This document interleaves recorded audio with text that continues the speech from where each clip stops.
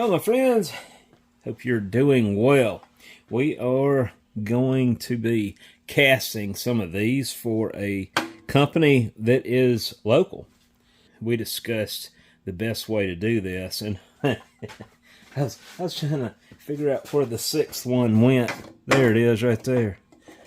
I thought I lost it. So anyway, I have done this before on another casting, and we're going to have to do it again. We didn't have good results on this piece. Trying to cast all the features. Now that things are slowing down, I'm going to be able to focus back on this kind of stuff again. Keep in mind, guys, it is very hard for me to do all this by myself. But today, we are going to be molding this up in sodium silicate sand.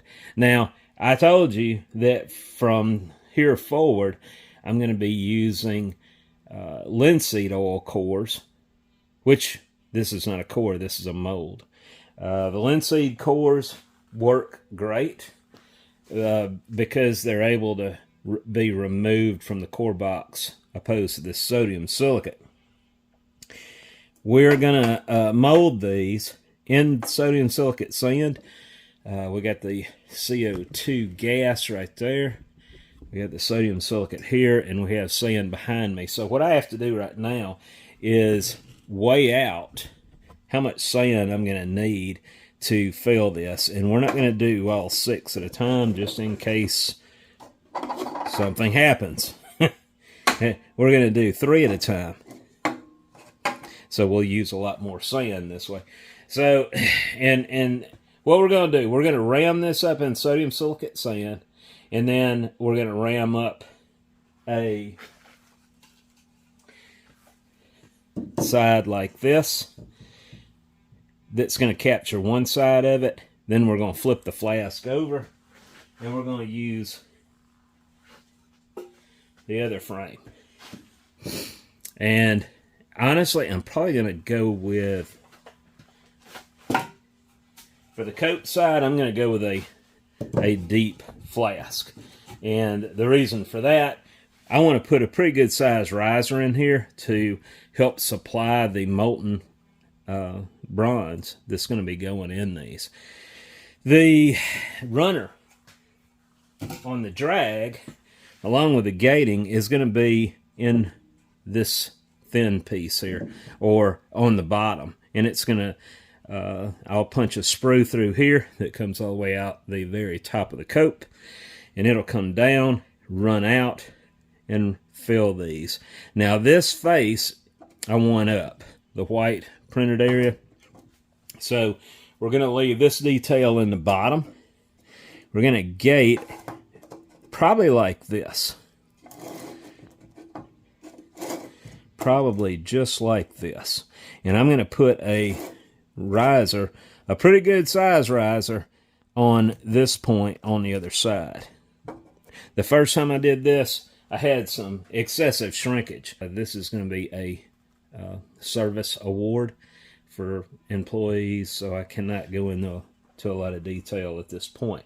This has already been dried out and sieved to 100 mesh, I believe.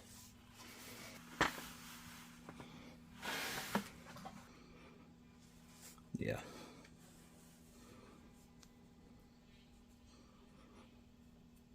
All right.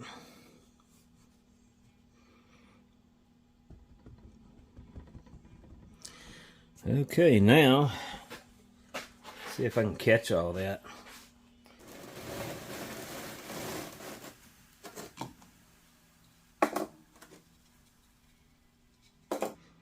Let me get the fan going, guys.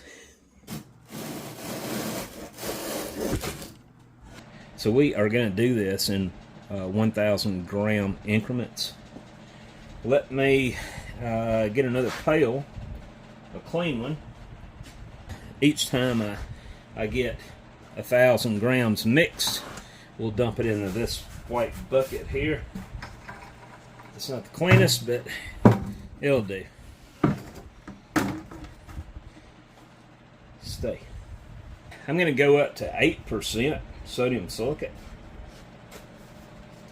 to help give the mold a little more strength. Alright, so at 8%, we're going to be adding 80 grams. I already went in there and created a little bit of a recessed area in the middle just to help avoid spilling this on the sides of the bucket. Pail, whatever you call it, whatever part of the country you're from.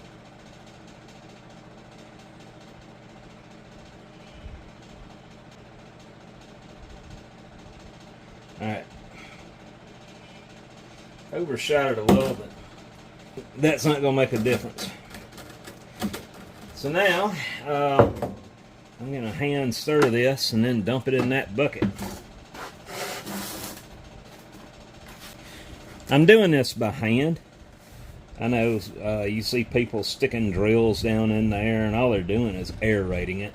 It does mix it eventually, but you need that squeeze action, and that squeezing effect actually pushes the sodium silicate throughout more evenly. And you don't want to get air in here anyway. You want to keep as much air out of it as you can. And as I have said before, with this particular sand that I'm using, it'll look just like brown sugar when it's mixed well. Alright. I don't know if you can see that, but now we're going to dump that in here. And we are going to start another batch. I'm going to press this down, kind of compact it, just to help keep the air out. And then as I get all of it molded and mixed, from there I will do all this over again one good time together. I'm going to have to pack sand pretty good down in these tight areas.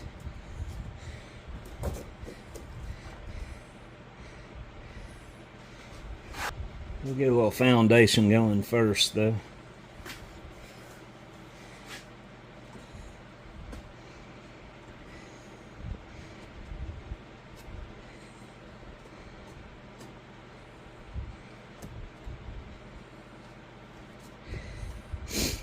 We'll just work that sand around, all around each side, and until it'll kind of hold its own. Once I do that, we'll get down in these little tight corners and get it better. I want to make sure all this is as dense as we can get it compacted.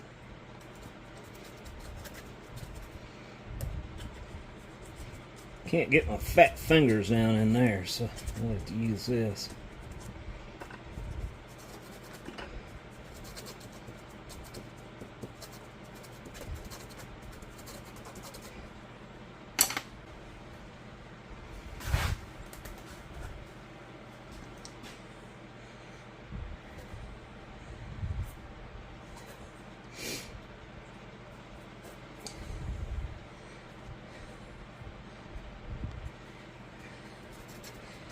That's the only spot I got to really worry about on these is those tight corners.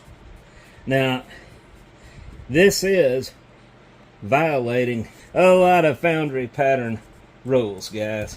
You know, if it was iron, we'd definitely have chill in those sharp corners. Most likely hot tear. And there's a good chance we might have hot tear yet. If we do, I mean, I did the best I could. But the logo would probably not look right if we went by the rules.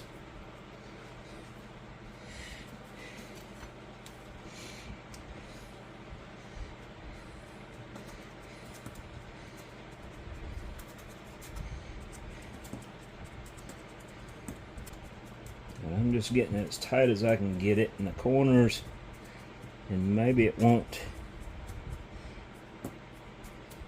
break off on us.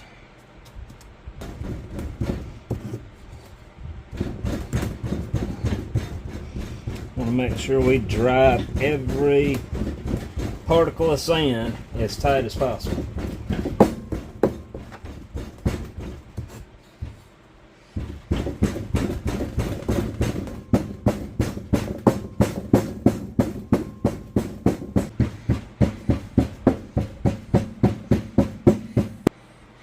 Said I want to shoulder all the way up along this area, along the ridge.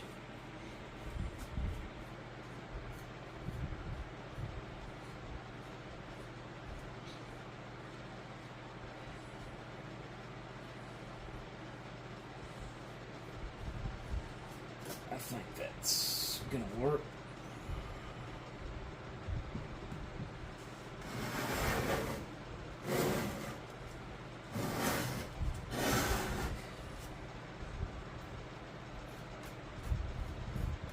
Kit here.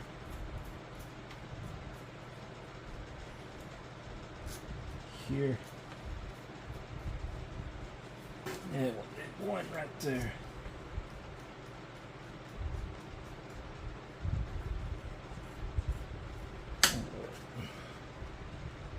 Tamp this down on my thumbs. We'll hit it with a little gas.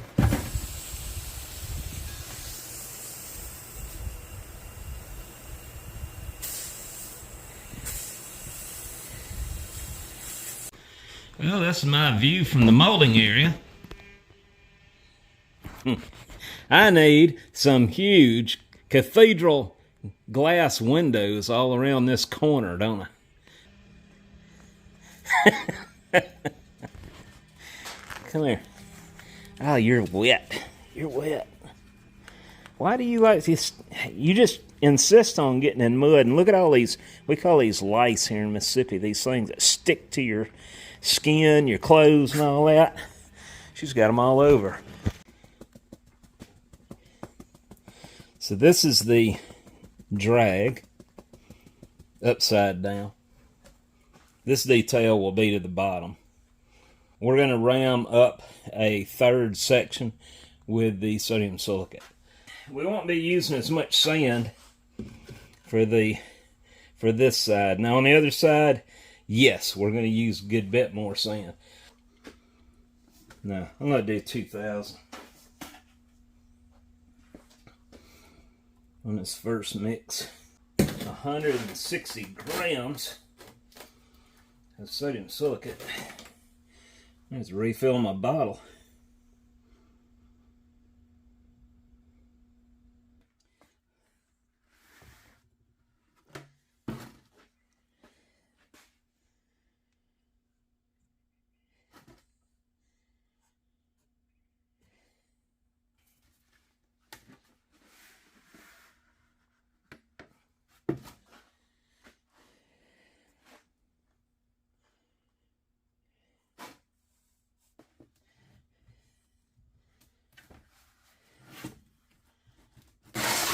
Hammer this down.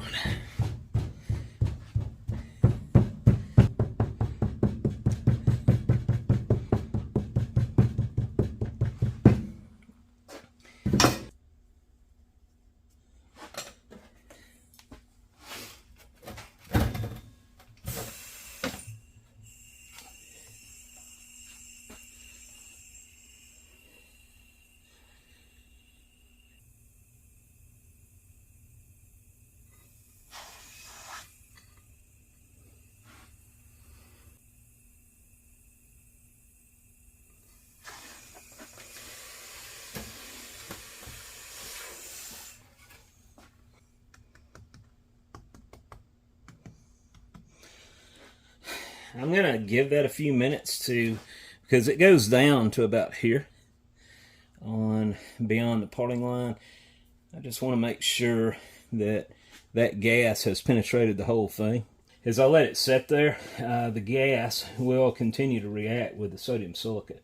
So I went ahead and flipped this over, keeping the bottom that we just rammed on that. And now we're going to ram up the top part. And the only reason, if I didn't state before, we're going to use this deeper flask on top is because we want to have some deep risers. I'm going to put them right here on that thickest part of the pattern. We may not need risers that big. The first time I rammed this up, it shrank significantly.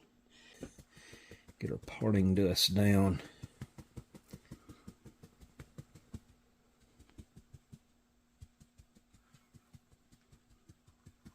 Put a pretty good layer there.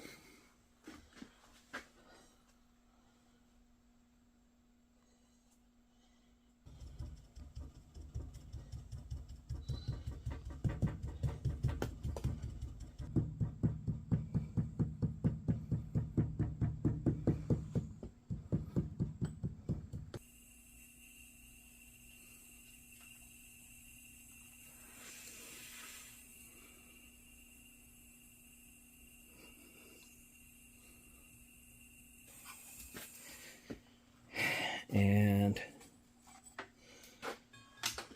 I was supposed to remove these pieces of pipe here right before I started.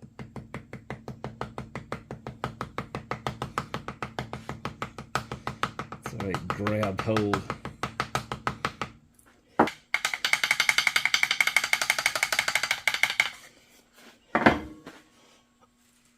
Yeah.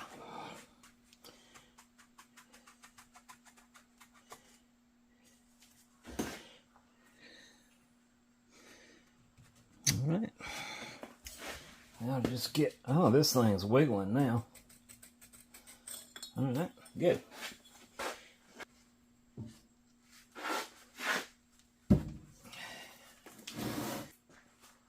Now, before I separate this, we got to drill a hole right there. Let's see. Let me put a piece of tape on this where I don't go too far.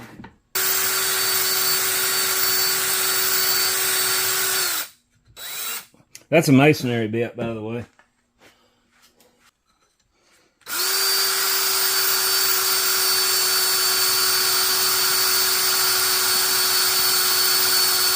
I'll go to depth now and ream it out a little bit.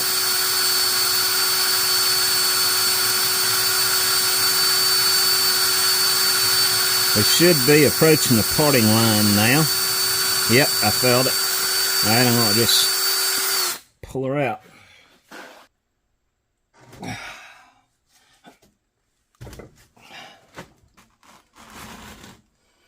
Okay, good. We're in good shape. We have our hole right here. That's our sprue. Now I got to cut a runner in this part because I want the runner over the parting line to help trap anything prior to getting into these. And this is going to be the runner. Don't use a good screwdriver for this, by the way. Okay. That's good. All right. So I said earlier I want to gate in right here.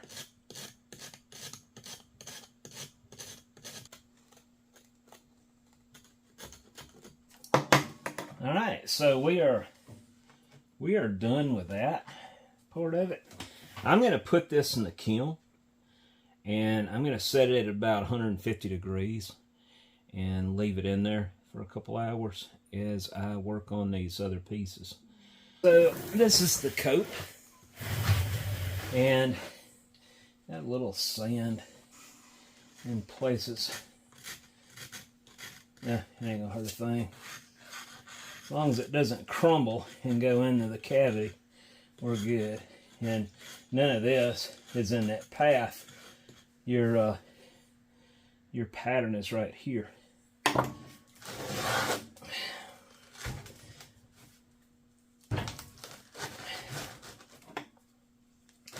So we want to radius this intersect where it meets the pattern.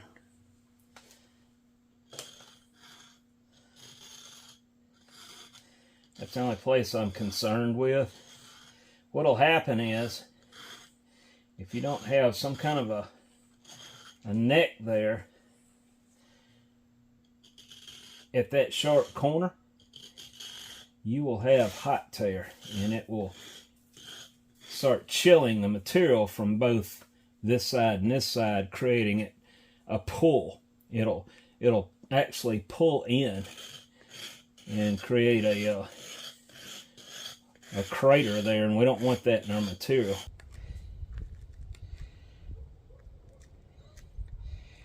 It'll almost push through now.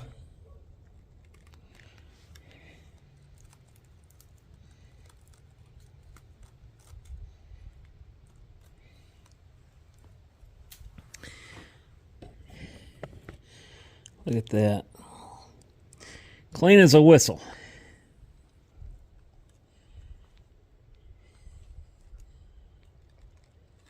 Oh, a little too warm for that.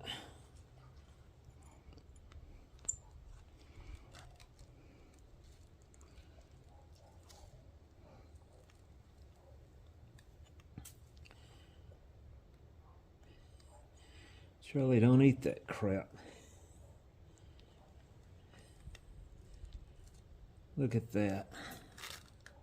There's a little debris there that's going to blow right out. Good crisp corners all up and down. Bring around to the back side.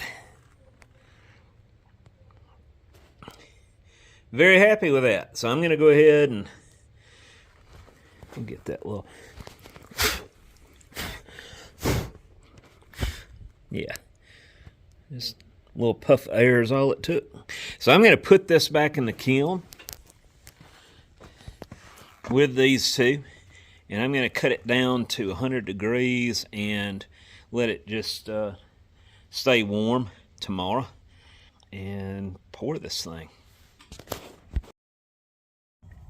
Well, guys, this is Ron Lemke, and Ron just came back from Keith Rucker's scraping class, and this straight edge was poured here and left here a week ago in raw form, and Ron scraped it in, did a beautiful job on it.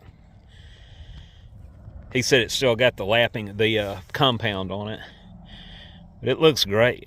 You say you had a great time at Keith's class? I had a ball at the class. The other classmates were great. You know, basically I got 9 new friends along with Keith. And it was just great seeing Keith's shop and now seeing Windy Hill Foundry. And I've been watching these channels for years online, and it's a pleasure to meet all the guys and learn a new skill. Well, it's great to have you here. It's rare I get to meet my customers in person, and Ron was passing through here on his way back to what part of Illinois? Central Illinois. Okay. So anyway, I just wanted to introduce you to Ron and show you the results. You don't usually see a finished straight edge when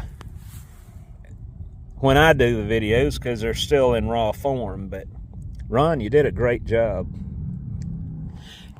Glad you were able to come out. Glad to be here.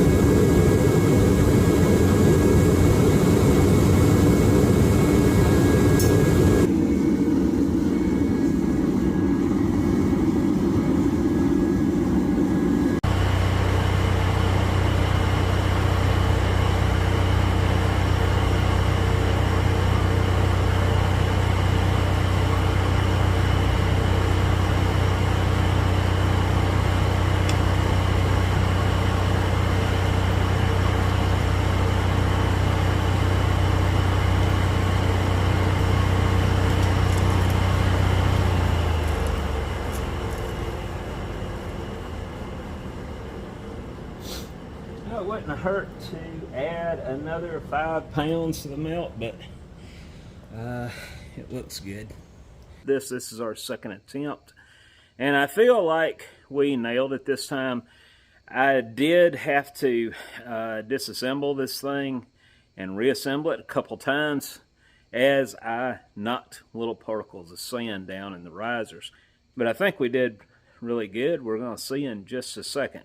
I took every precaution necessary to make sure my pouring temp was just right, the flow was just right, and the only thing I could have done a little differently, I could have added a little more bronze just to help fill the risers, but we had enough there to make up for it.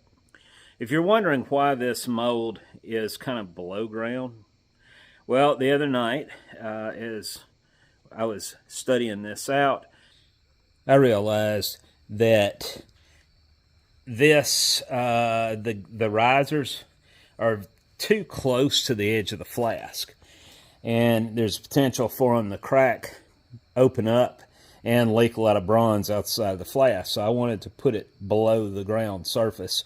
I could have raked a whole bunch of sand up in one big mound and poured it above ground, but the problem with that is you don't want to take a chance of creating unlevel ground where you could stumble and fall. Carrying a hot crucible full of metal is not a good time to fall. So I talked to Charlie about it, and I told him we're gonna need a hole, buddy. And he said, "I got this." So anyway, he got the dimensions off the flask, and he got the hole just right. He works diligently, guys. He doesn't talk. He doesn't complain. He just gets it done. I wish I had more help like that. Anyway, enough yakking. Let's break this mold open and see how we did.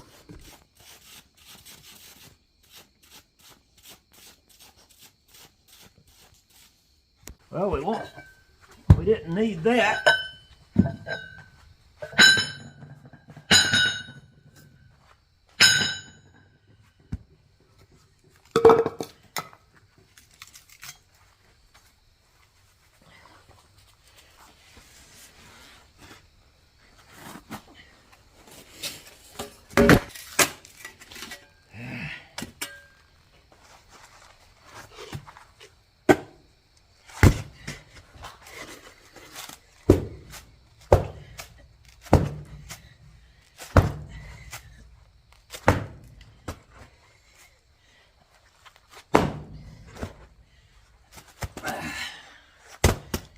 Well, that Sodium Silicate's tough.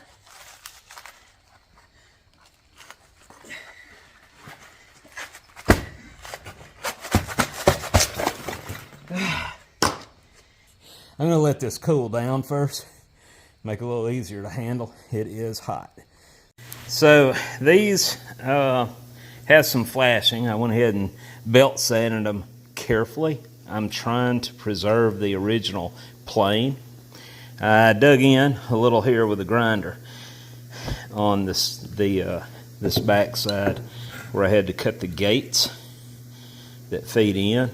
Everything looks good, by the way. Superb. Very happy with that. Now what I'm doing now, since I have 90% of this surface, I'm putting it on I'm putting it in a vise, and I'm going to start off by flattening this with a file and try to reestablish the original plane of the model. From there, I will flip these upside down, and I'm going to run them on the South Bend metal shaper and go ahead and skim this off.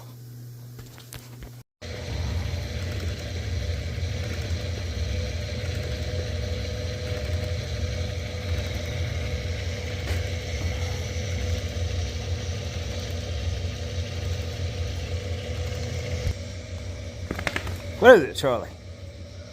What is it, boy? Huh? Don't pee on my wheels.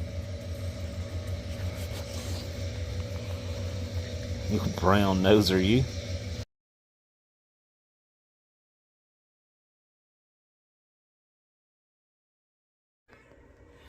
Hello, guys, and yes, before you say anything, I know I'm wearing Keith's hat. All mine are in the wash. I wanted to introduce you to the customers that are involved with this project that we just finished up on the bronze logo. They're having an awards ceremony next week, so this will go out afterwards. But this is Duvall. It's an architectural practice here in our capital city and from what I understand, they ventured out. But anyway, I have with me Ann Decker, which is the president, right? That's correct. All right, and Shannon Gathings. That's it. You got it. Shannon has been involved with designing the model for me, and so I've been working with her to get these. She can only print 3 at a time, so luckily we were able to pull this off this time. I was really worried, considering the time we had left, because they still have to be engraved. Well, we are a Jackson firm. We've been here since 1998. Founded Duvall Decker and started working just here in Jackson, but we've expanded beyond. We're working in Arkansas, Pennsylvania, Florida, Texas. So, but we still do a lot of work right here in Jackson, and love working all across Mississippi. And it started all right here, so it's Sure pretty did. impressive. And one of the things we were talking about, I've done work for architects before, but I never had anybody this close to home just reach out to me. So it means a lot to me to have a customer close by, and that's one of the reasons I'm showing Ann and Shannon, because it's rare I get to meet my customers. And we'll have more for you. I'm looking forward to that. Absolutely. Well, Charlie, I couldn't have done it without your help, buddy. You bailed me out at the last second.